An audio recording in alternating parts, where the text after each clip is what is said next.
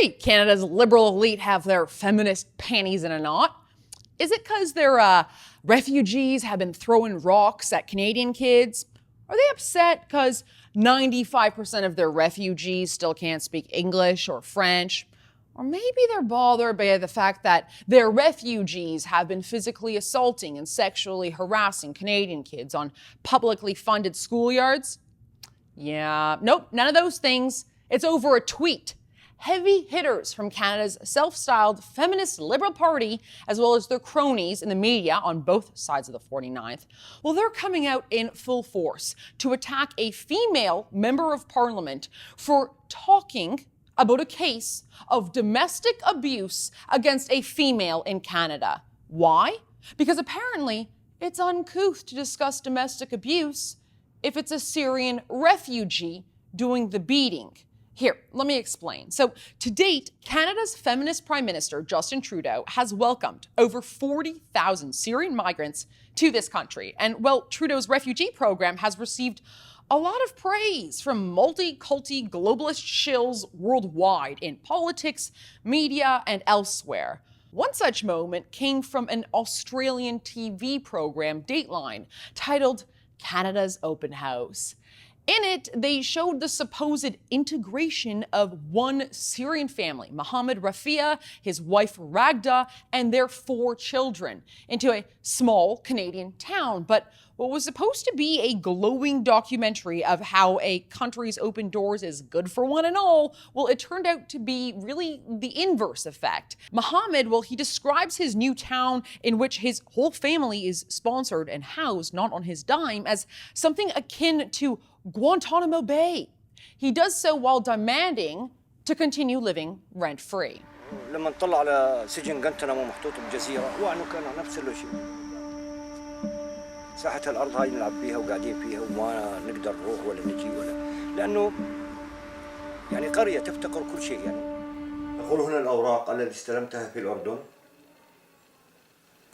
They say the papers of the received in Jordan. Yes. Communicating with Google Translate makes things even harder. أنا أحصل على بيت مدفوع أجاره لمدة سنة. Everyone's getting a bit frustrated. يندفع أجاره لمدة سنة من الدولة. Waiting for him for a year from the state.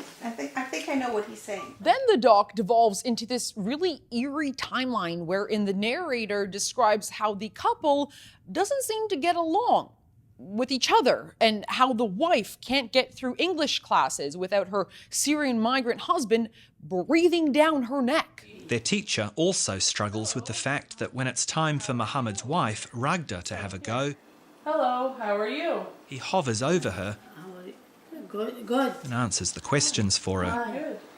Hi, Helen. I am good. Hi, Helen. طلع شطارتك. I am good. Howdy. Ragda, you don't do your lessons with Mohammed? ما نتفاهم الصراحة.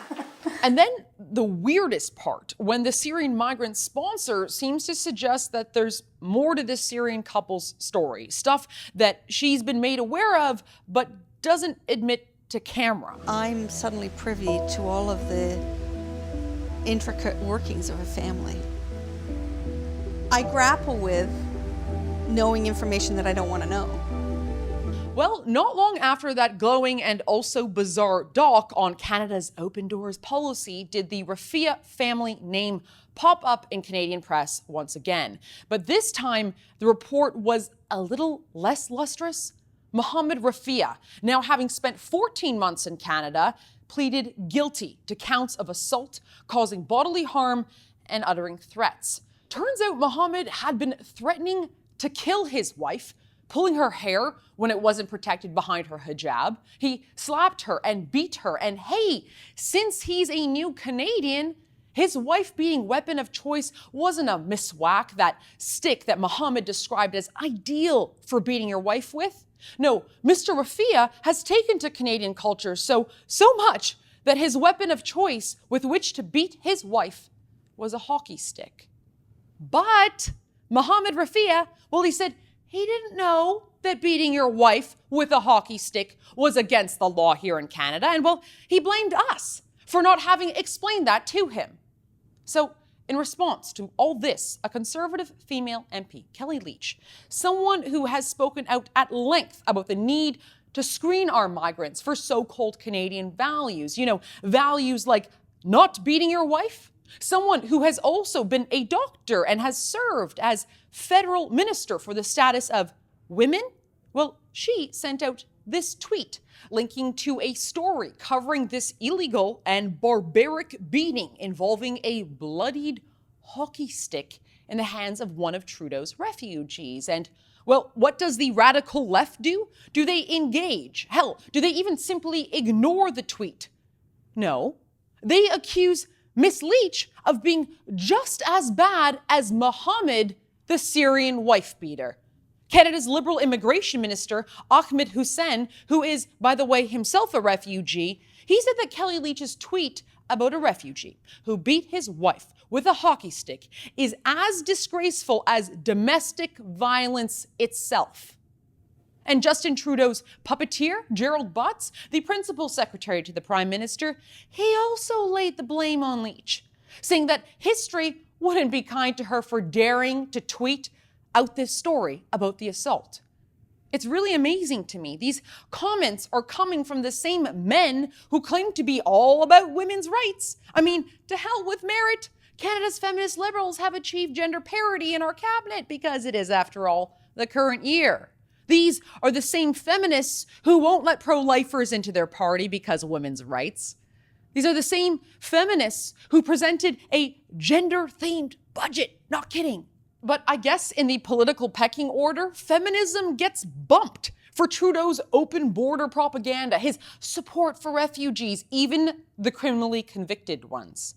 Yeah, how about we cut the crap, Mr. Prime Minister? This week's events prove it. To your inner circle, feminism is just a catchphrase, a symbolic gesture, something to pay protective lip service to and virtue signal towards, but you don't actually mean it.